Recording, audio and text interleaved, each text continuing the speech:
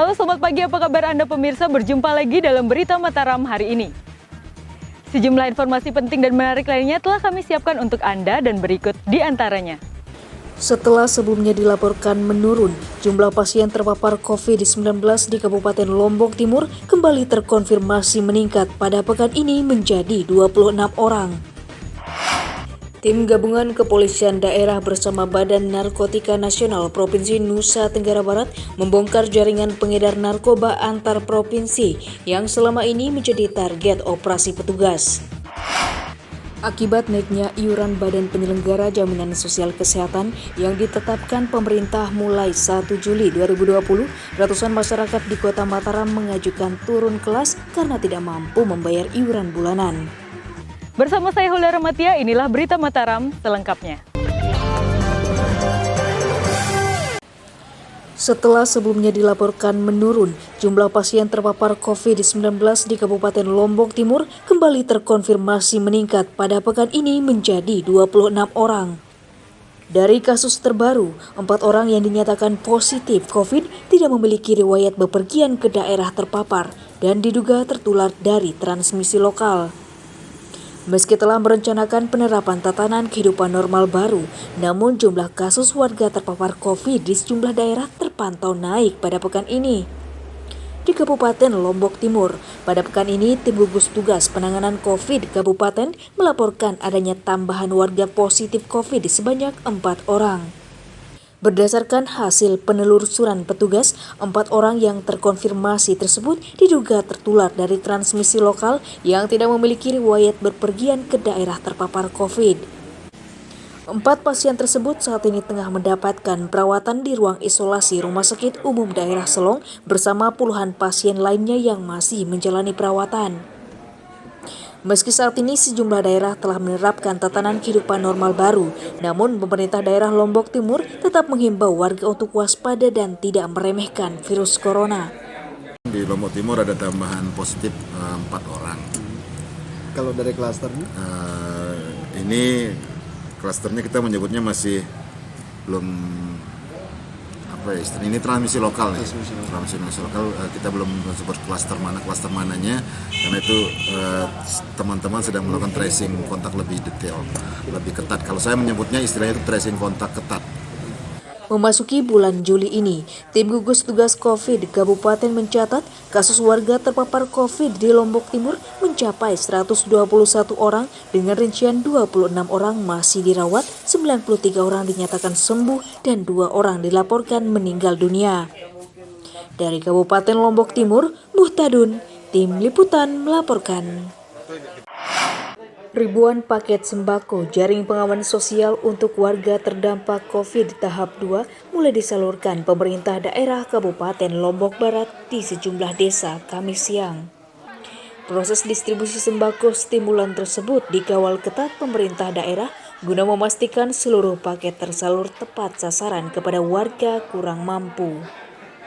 Memasuki awal bulan Juli 2020, proses distribusi paket sembako bagi warga terdampak COVID mulai disalurkan pemerintah di sejumlah wilayah. Di Kabupaten Lombok Barat, Pemda mulai menyalurkan bantuan jaring pengaman sosial tahap 2 secara bertahap, salah satunya di Desa Kediri, Lombok Barat. Penyaluran sembako JPS tahap 2 di Desa Kediri diberikan kepada 408 keluarga terdampak pandemi berdasarkan hasil verifikasi data warga yang dilakukan petugas. Di Kabupaten Lombok Barat sendiri, sebanyak 30.000 lebih masyarakat di 119 desa terverifikasi mendapatkan bantuan JPS berupa sembako senilai 250.000 per paket. Proses penyaluran sembako tahap 2 ini dilakukan dengan pengawalan ketat pihak desa dan pemerintah daerah untuk memastikan seluruh paket bisa terdistribusi 100%. Dari tambahan yang kita terima yaitu sekitar 35 paket, dari 375 ditambah 35 sekitar 410 paket hari ini yang akan kita distribusikan kepada masyarakat di tahap kedua di Lobar Mantap kali ini. Di Kabupaten Lombok Barat, paket bantuan jaminan pengaman sosial tahap 2 mengalami penambahan sebanyak 15.000 paket menjadi 36.000 paket dari sebelumnya yang hanya berjumlah 21 paket sembako. Dari Kabupaten Lombok Barat, Hairul Amri, Tim Liputan melaporkan. Pemerintah pusat memberikan tambahan kuota perbaikan rumah tahan gempa bagi ribuan masyarakat terdampak di Kabupaten Lombok Tengah yang sebelumnya tidak masuk dalam pendataan tim rehab rekon gempa tahap 1 dan 2. Berdasarkan data pemerintah daerah, pada tahap ketiga sebanyak 2.400 unit rumah warga korban gempa akan mendapatkan bantuan stimulan rehab rekon dari pemerintah pusat. Program pembangunan rumah tahap 3 bagi warga korban gempa di Kabupaten Lombok Tengah saat ini tengah dipersiapkan pemerintah daerah. Berdasarkan hasil tanggapan pemerintah pusat terhadap usulan tim rehab rekon gempa kabupaten, pada tahap 3 pemerintah daerah diberikan kuota tambahan pembangunan rumah gempa sebanyak 2.400 unit. Ribuan unit rumah tersebut meliputi kategori rusak berat sebanyak 780 unit, rusak sedang 710 unit, dan ringan sebanyak 910 unit dengan total anggaran sebesar 65,8 miliar rupiah. Seluruh rumah yang masuk dalam tahapan stimulan rehab rekon tahap ketiga tersebut merupakan rumah milik warga yang luput dari pendataan tim rehab rekon pada tahap pertama dan kedua. Dengan jumlah yang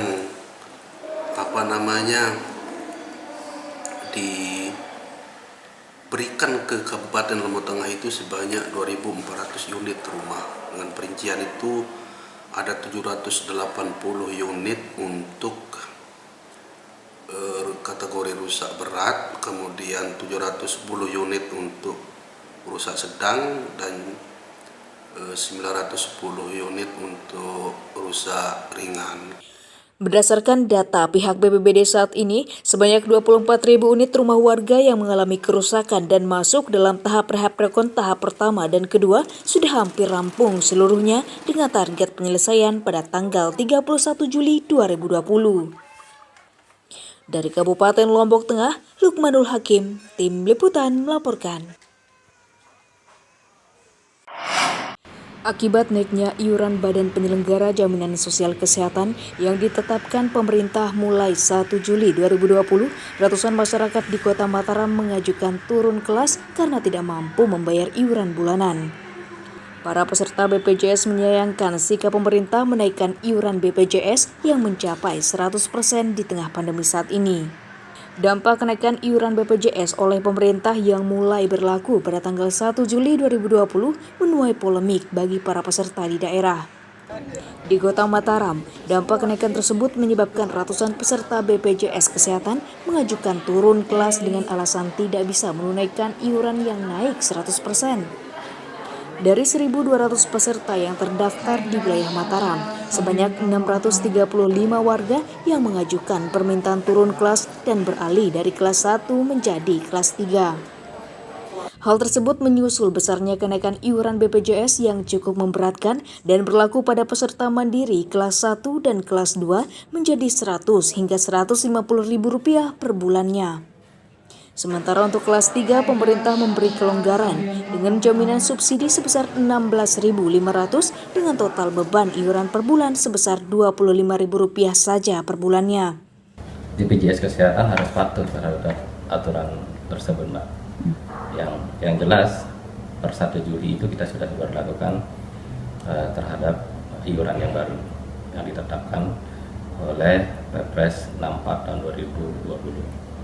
Pemerintah Indonesia secara resmi memutuskan kenaikan iuran Badan Penyelenggara Jaminan Sosial BPJS Kesehatan pada tanggal 1 Juli 2020 sesuai dengan Peraturan Presiden Nomor 64 Tahun 2020 untuk menunjang program jaminan kesehatan nasional dan Kartu Indonesia Sehat bagi masyarakat. Dari Kota Mataram, Emi Kusuma, Tim Liputan melaporkan.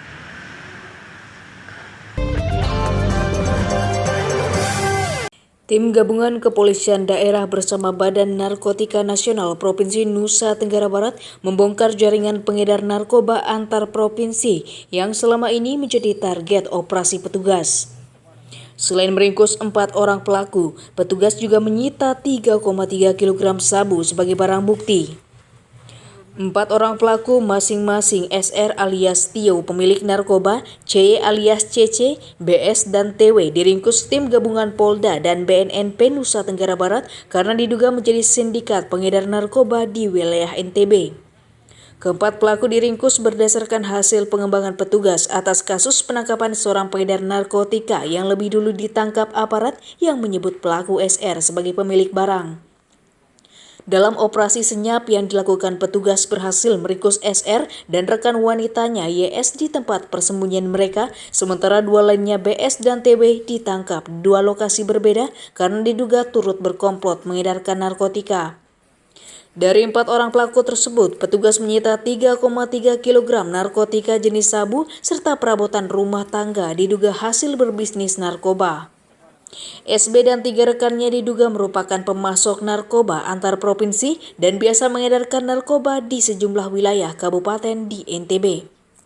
Kami ingin menyampaikan pesan bahwa tidak ada ruang untuk pelaku, terutama pengedar narkoba.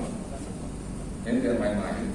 Dan alhamdulillah terjawab, kita dapat mengungkap jaringan yang diduga jaringan antar provinsi yang pelakunya ada di belakang saya berinisial S dan SB, dan tim sedang bekerja untuk melakukan pengembangan terhadap kasus ini. Kasus peredaran narkoba yang melibatkan para pelaku saat ini terus didalami petugas dan atas perbuatannya para pelaku dijerat pasal 114 ayat 2 dan pasal 112 ayat 2 Undang-Undang Nomor 35 Tahun 2009 tentang narkotika dengan ancaman hukuman 20 tahun penjara. Dari Kota Mataram, Awaludin, Tim Liputan melaporkan. 4 orang pemuda diringkus tim Opsnal Satres Narkoba Polres Sumbawa dalam sebuah penggerbekan di Dusun Bina Marga, Desa Setowe, Kecamatan Utan, Sumbawa. Selain menangkap pelaku, petugas juga menyita puluhan paket sabu siap edar dan alat timbangan sebagai barang bukti. Inilah video amatir penggerbekan 4 orang pemuda diduga pengedar narkoba di Dusun Bina Marga, Desa Setowe, Kecamatan Utan, Kabupaten Sumbawa. Saat digerebek, petugas menangkap masing-masing JL dan 3 rekannya masing-masing AW, AJ, dan HH saat sedang tertidur di dalam rumah yang diduga kerap dijadikan tempat berpesta sabu.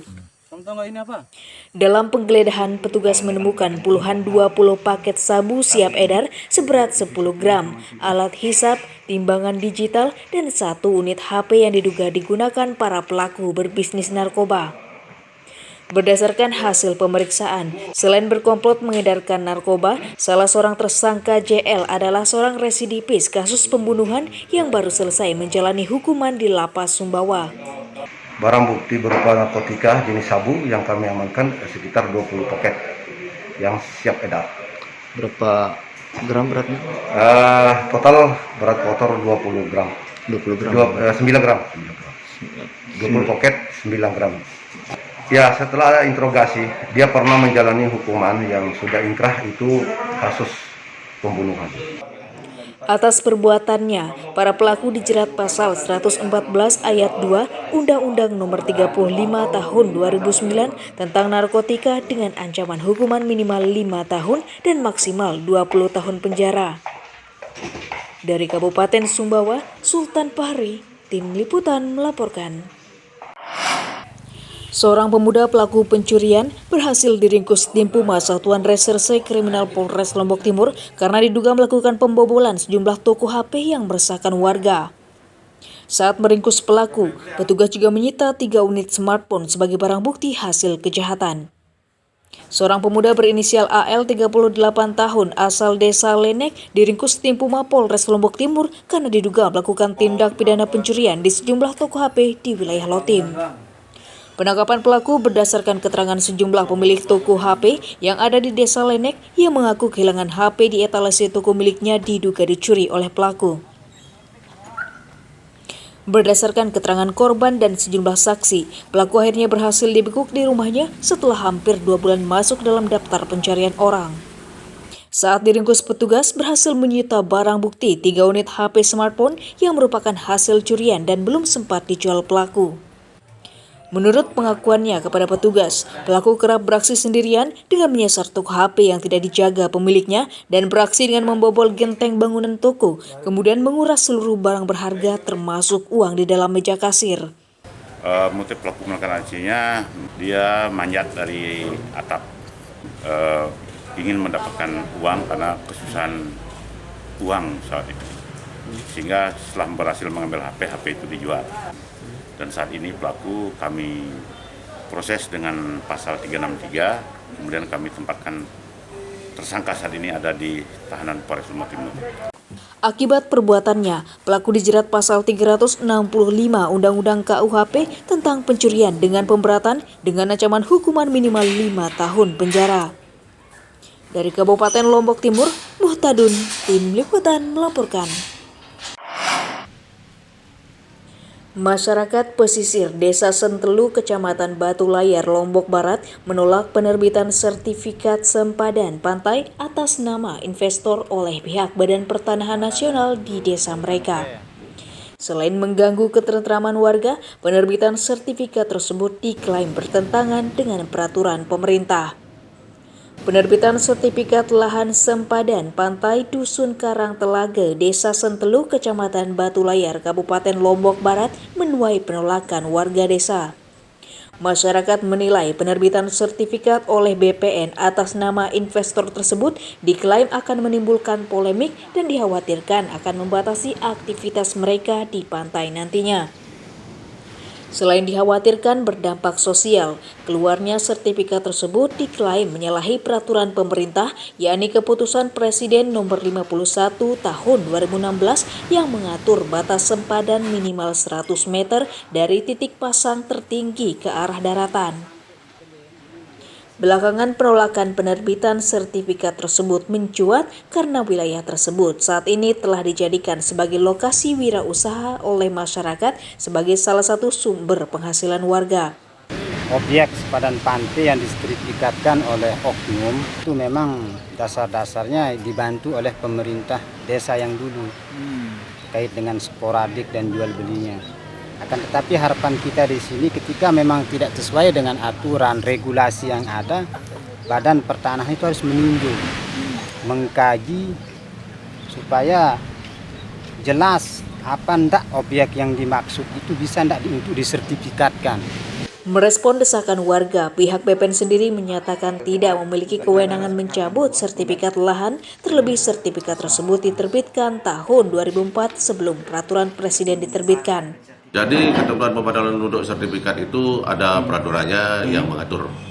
Jadi untuk di BPN yang kita pakai adalah peraturan Menteri Agraria, Kepala Badan Pertanahan Nasional tahun 11 tahun 2016. Ini adalah peraturan yang sudah pernah dikeluarkan sebenarnya tahun 2011. Ini perbaharuannya nih, diperbarui tahun 2016 tentang prosedur penyelesaian sengketa pertanahan. Meski aturan untuk mencabut sertifikat belum bisa diupayakan oleh BPN Lobar, warga desa Senteluk berharap pemerintah daerah bisa mencarikan solusi sebagai upaya pengembalian lahan sempadan pantai sesuai dengan fungsinya. Dari Kabupaten Lombok Barat, Hairul Amri, Tim Liputan melaporkan. Meski di tengah pandemi, perusahaan Bulog Divisi Regional Wilayah Sumbawa tetap melakukan pengiriman beras ke Nusa Tenggara Timur sebagai program pemerataan stok beras nasional yang dilakukan pemerintah. Berdasarkan data terakhir, sejak bulan Januari hingga Juni, Bulog Sumbawa telah mengirim sebanyak 7.750 ton beras untuk mendukung ketercukupan beras di NTT. Gerakan pemerataan stok beras nasional Badan Urusan Logistik terus dilakukan di daerah dengan melakukan pengiriman beras lokal antar provinsi. Di Kabupaten Sumbawa, Bulog Divisi Regional Sumbawa selama 6 bulan terakhir telah melakukan pengiriman beras hasil panen lokal ke Provinsi Nusa Tenggara Timur untuk menopang ketercukupan beras di wilayah tersebut. Berdasarkan data, hingga saat ini Bulog telah mengirim sebanyak 7.750 ton beras dengan rincian ke Kupang sebanyak 1.250 ton dan Larantuka 500 ton yang didistribusikan secara bertahap. Meski melakukan pengiriman keluar daerah, Bulog Sumbawa sendiri memastikan stok beras di Pulau Sumbawa saat ini tetap aman mencapai 17.456 ton dan diperkirakan cukup untuk 29 bulan mendatang. Beras ke NTT saat ini sebanyak 1.750 ton, yaitu ke kantor cabang Larantuka dan kantor cabang Kupang. Stok kami sampai saat ini sebanyak 17.466 ton setara beras atau aman untuk 29 bulan ke depan. Ini merupakan pengiriman yang ke-7 kali, jadi total pengiriman sampai saat ini sebanyak 7.750 ton. Aman, stok kita aman untuk 29 bulan ke depan. Program pemerataan stok beras daerah merupakan kebijakan yang digulirkan Bulog Pusat untuk menjamin ketercukupan stok beras di daerah yang nantinya akan didistribusikan untuk kebutuhan masyarakat di masa pandemi saat ini. Dari Kabupaten Sumbawa, Sultan Fahri, Tim Liputan melaporkan. Ratusan paket sembako dibagikan Kepolisian Resort Lombok Utara sebagai gerakan sosial meringankan beban masyarakat terdampak COVID-19 di wilayah Lombok Utara. Selain memotivasi warga bangkit di tengah pandemi, pembagian sembako tersebut dilakukan sebagai aksi sosial sekaligus menyambut HUT Bayangkara ke-74. Langkah meringankan beban masyarakat di tengah pandemi terus dilakukan pemerintah daerah bersama instansi di daerah. Di Kabupaten Lombok Utara, aparat Kepolisian Resort KLU membagikan ratusan paket sembako kepada masyarakat dengan menyasar para pengguna jalan yang melintas di depan Mapolres. Pembagian ratusan paket sembako tersebut sebagai gerakan sosial meringankan beban masyarakat sekaligus sebagai aksi sosial menyambut HUT Bayangkara ke-74 yang jatuh pada tanggal 1 Juli 2020. Selain membagikan sembako, petugas juga mengajak masyarakat untuk berperan aktif meminimalisir risiko COVID dengan gerakan Kampung Sehat yang menjadi program kepolisian daerah saat ini. Kami dari pihak Polres Lombok Utara mengucapkan terima kasih kepada masyarakat yang sudah menjaga situasi Kamtipmas selama ini. Kenapa? Karena situasi Kamtipmas selama ini bisa terjaga karena masyarakat yang paling utama. Makanya ucapan terima kasih saya pertama-tama saya ucapkan kepada masyarakat. Stakeholder inilah yang membantu bersama-sama menciptakan kondisi Kamtipmas Lombok Utara hingga hari ini bisa kondusif.